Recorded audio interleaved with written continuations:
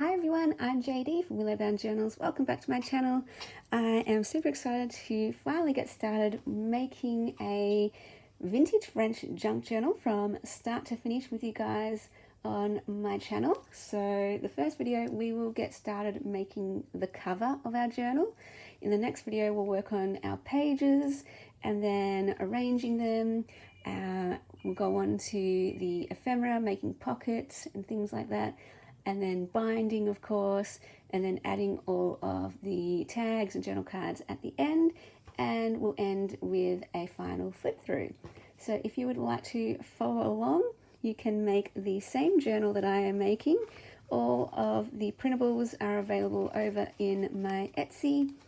There is the cover and page pack, and then there is the ephemera pack. Now, I have printed my papers on 80 GSM, just normal copy paper.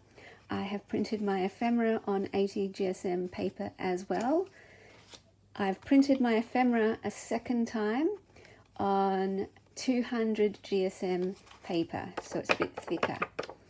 This is because I like using the thinner papers for pockets, the thicker papers for the items that I place inside the pockets. So this is what you're going to write on the back of, and I like it being a bit thicker. If you don't have 200 GSM paper, that is totally okay. You can just put thinner tags and cards into those pockets, that's totally fine. Or you can back it onto some coffee dye paper or back it onto some card. You could either just glue it or sew it, which is what I usually do, and that way it gives it that extra weight as well. So it doesn't matter what weight of paper, but that's just what I do. Okay, so also if you're a Ruby patron, you have access to both of these kits already. So Ruby tier or higher, please do not buy it from my Etsy, you already have access. I've already shared the materials that you'll need to make this journal in a previous video, so check that one out. We're going to start off with our paper bag for the cover. This is one of my signature journal styles. My very first journal that I ever bought was a glassine bag journal, and that inspired me so much that I love making paper bag and glassine bag journals now. And I have packs of these bags in my Etsy too, so if you don't have access to these, you're most welcome to pick up a pack there, but in Australia you can just get them from Safeway, Woolies, IGA. You might just get different colour bags, or in America I think you can get the same similar bags, just it might be a different size. That's totally okay. You just work with whatever bag you have. My cat is just coming through. Alright, so first of all, I've cut everything out, as you can see here. I did that during a live, and let us... Meow! My cat's saying hello. He wants to help. So I am just going to line this up. It's the right height, so that's good. But these are actually designed for my book cover journals. So for my collage packs, there's 10 collages in each pack, and they are designed to be a cover and pages in my book cover journals. So, okay, just wait a second. My cat wants to go out.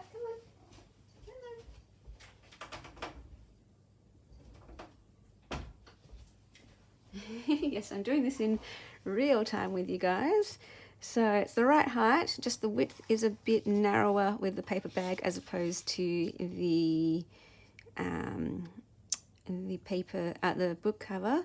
So what I want to do is just look at where I would like it to fall. So I want it to overlap. You don't have to have it overlapping if you don't want that. I want it to say Paris there, but I still want a bit of overlap. Okay. Now, I'm liking the stitching over here as an edge. So what I'm going to do is rule down here and cut that off. So we're only trimming a little bit off the back cover, and we don't need this part anyway. And that's what I wanted to say about these collages.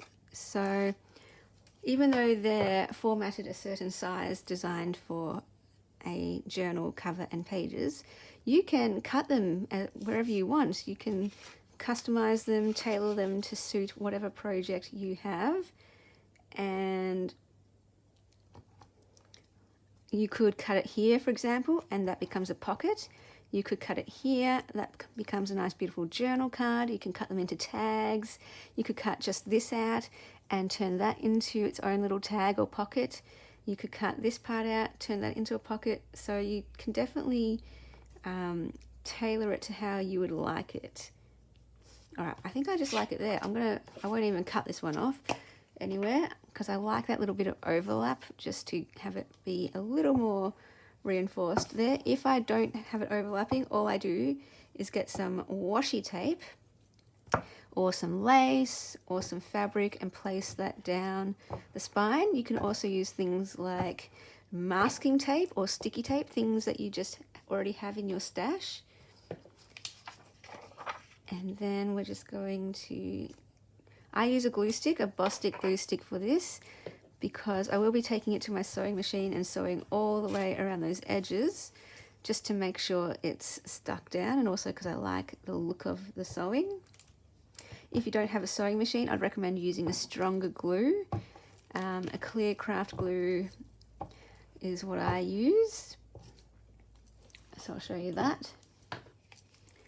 This is my clear craft glue that I just get from the cheap shop here in Bowen.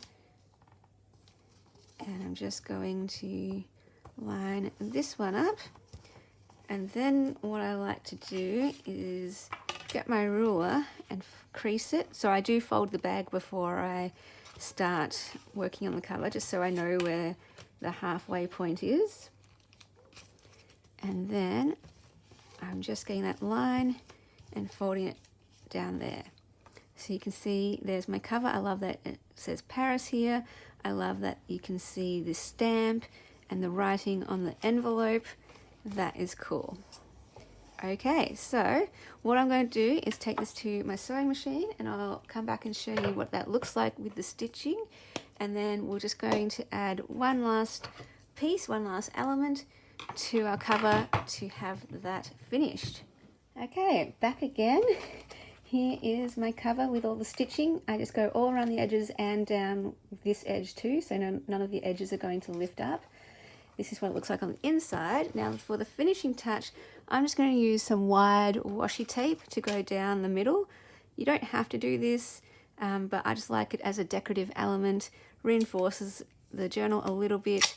You can use fabric, lace, you can use sticky tape or masking tape down the spine if you would like. But I love this William Morris wide washi tape. I get this from Washi Wednesday. And I'm just using a blue one because that ties in with the blue cover. And voila! There is our cover. So this is why I love doing the paper bag journal. It's so versatile and very nice and easy to make.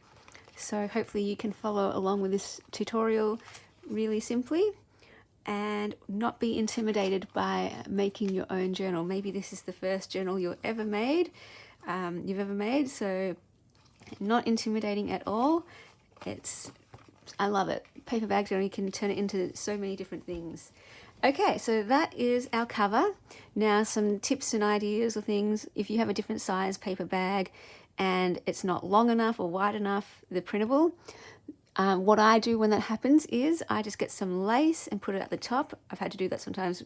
It hasn't been tall enough, so I put some lace at the top. If it's still not tall enough, I'll also add some lace at the bottom. I'll add some lace down here and add some lace down there or some fabric down here if it's not covering the entire cover.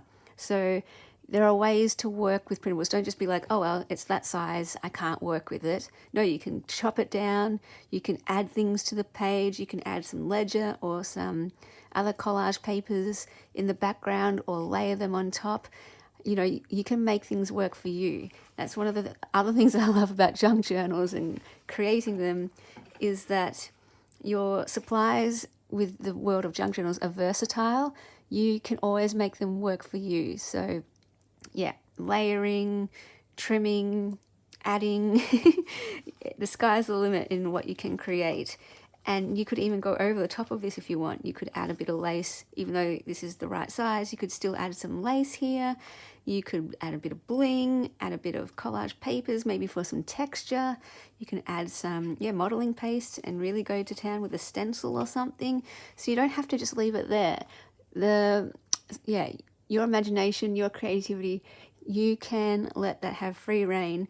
Printables, materials, they are there to work with and build upon as you want, or just to use as they are. So yeah, hope that gave you some tips. In the next video, we will work on our pages. Awesome. Let me know if you're following along, and if you are, feel free to put some progress photos on the Willow Bound Journals Facebook group page. I would love to see, or tag me on Instagram. I'd love to see what you make, and I'll see you guys in part 2. Bye guys. Thank you to my beautiful patrons who supported me in September. I could not do this without you, so thank you so much for allowing me to create and share videos for yet another month. If you'd like to become a patron in October, the link will be below in the description box. That's where you get access to behind the scenes looks, sneak peeks, first access to my journals. At the Ruby level, you get all printables from my Etsy shop. Emerald level, you get extra printables, and then there are some mail tiers as well. I'm also running my courses, my journaling courses again in October, so feel free to sign up for any of those. Just send me an email and check all the links in the description box below for ways to contact me and be part of the world of Willow Bound Journals.